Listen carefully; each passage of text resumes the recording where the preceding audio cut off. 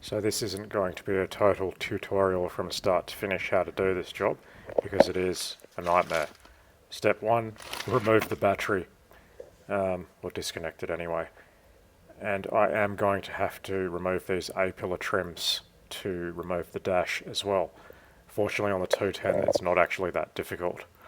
And this is already removed, the gutter and whatnot, so I've got access to the heater hoses and the TX valve and the other heater hose, which can't be seen in this image, and you can see the air box poking through there.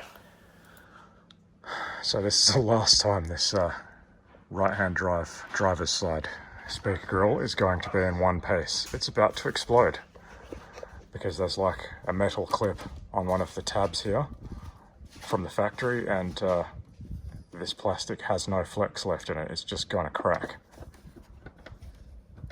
Guaranteed.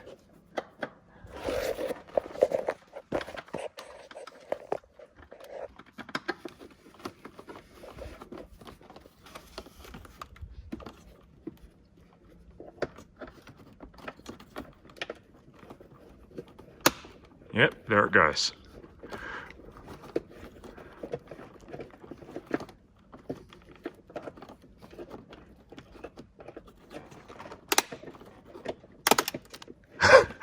What a surprise. In the usual location.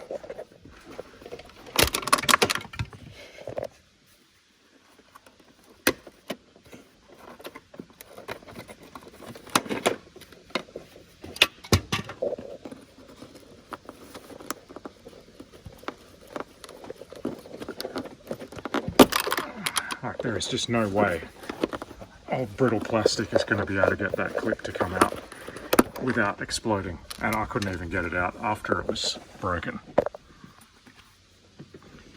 Fortunately, I've scanned and can 3D print those now. So this is the stage we've got to. It's basically just disassemble everything, including removing the center console. Nothing is actually particularly difficult. It's actually pretty easy on these cars. And removing the A-pillar trims, and that can actually be done without breakage. And I didn't need to remove the B-pillar trims, there's enough flex in it to actually slot it in underneath. So basically at the stage of removing the dash now, and it would be a good time to redo the headlining while this is all out. So I probably will, after the dash is back in.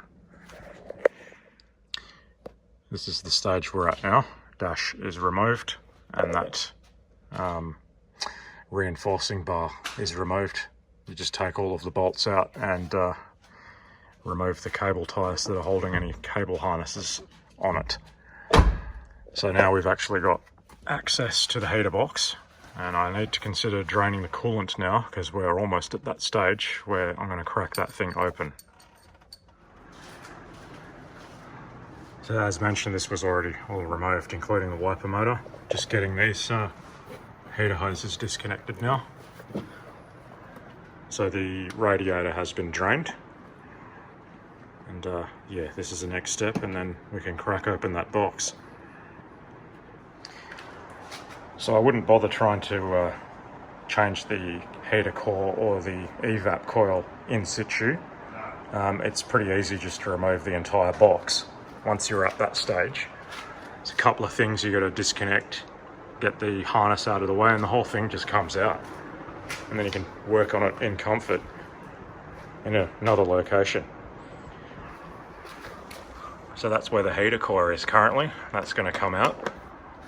And this car has the later one with the black plastic tanks instead of the like white nylon one that's on the donor car. So I might actually use this. It's more similar in construction to that crappy Nissan's one that I've got that I'm not going to use.